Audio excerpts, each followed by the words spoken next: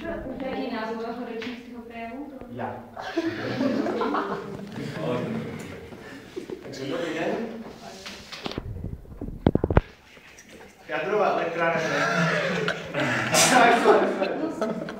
elektrárna je menom Černobyl, vybuchla roku 1986.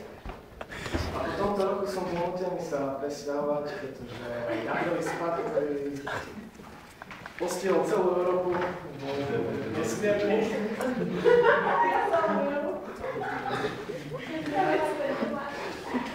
Preto som sa presťahoval na Ameriky.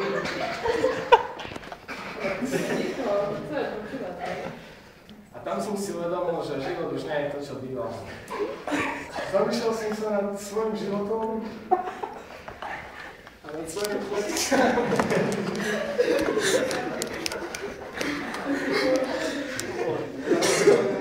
V celej Európe a bolo mi strašne ľúto.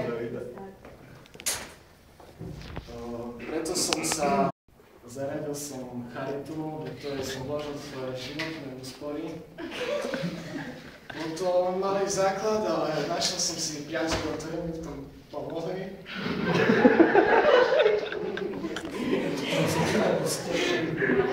Keby si plakať išiel.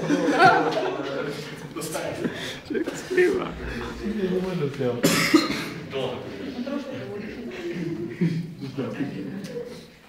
Tá charita dlho nedržala.